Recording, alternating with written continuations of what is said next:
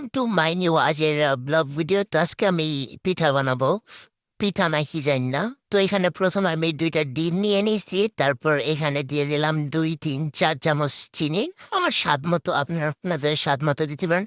তারপর 1 চিমটি লবণ, তারপর দিয়ে দিচ্ছি এখানে গুঁড়া দুধ।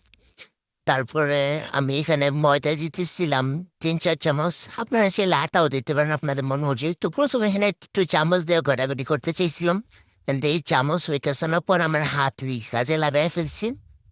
এই যে হাত দিয়ে তারপর এটাকে ভালোভাবে মাখামাখি করতেছিলাম। যখন এক পর্যায়ে দেখতে পারবেন এরকম হয়ে আসে, তখন এটাকে বেলার জন্য এই যে ফ্রি বেলনে নিয়ে নেবেন। তারপরে যে ফ্রি বেলনে নেওয়ার পরে সুন্দরভাবে এই যে আমি গোল রুটি করতে পারি না, তো আমি যেরকম পারছি ওইরকম ভাবে কোন রকম বেলে নিয়েছি। আপনারা যারা এক্সপার্ট তারা গোল গোল রুটি বানায় নিয়েন। তারপরে এই যে এখানে আমার বেলা শেষ, কোনো রকম বেলা শেষ করার পর আমি একটা নিয়ে নিয়েছি মুখা দিয়ে মানে এগুলোরে গোল গোল করে কাটবো। এই যে দেখতে পেতেছেন, না শরীরে যত শক্তি আছে সবগুলো শক্তি দিয়ে যাতা দিবেন এরকম ভাবে। তো এই যে দেখতে পেতেছেন, তার মধ্যে এই যে এইরকম করে ডিজাইন করবেন। ডিজাইন করার পর হয়ে যাবে এই যে আমাদের সুন্দর সুন্দর পিঠা।